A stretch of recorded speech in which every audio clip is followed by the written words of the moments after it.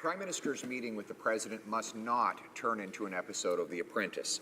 1/5 of our workers depend on Canada-US trade for their jobs. Donald Trump wants to move those jobs south.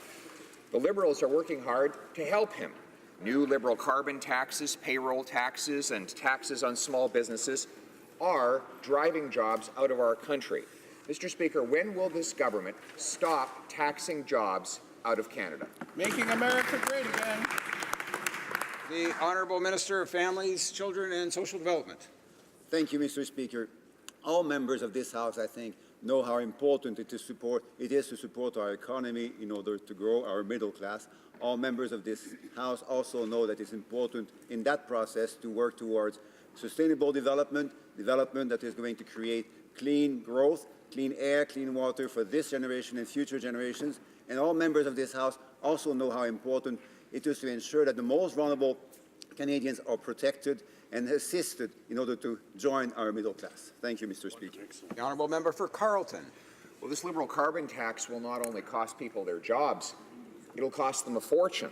That's why the Liberals have censored Finance Canada documents showing the cost of the tax on the poor and the middle class. Today we learned that the Finance Minister also censored from his economic update projections showing that the deficits will continue well into 2050. Mr. Speaker, is this government's tax and borrow addiction so bad that they have to cover up its symptoms? The Honourable Parliamentary Secretary to the Minister of Finance.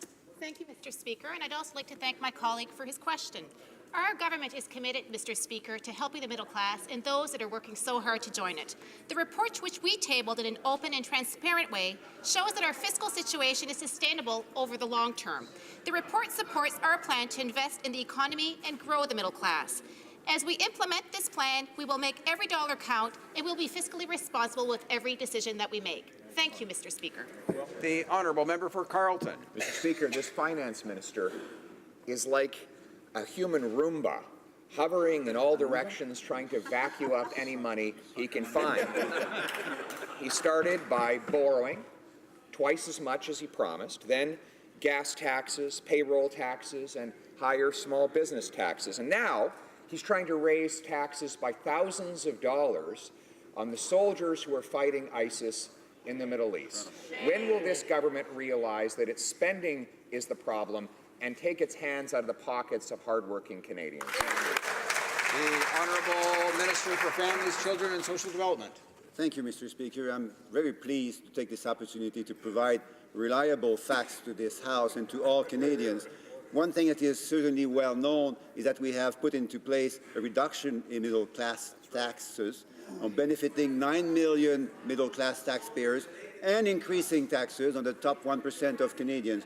One thing which is also well known, I think, Mr. Speaker, that we have stopped sending checks to families of millionaires and increased family supports to 9 families out of 10. These are not only strong figures, Mr. Speaker, but extremely important figures for Canadians who want to confide in the will and the ability of our government to work for middle-class families.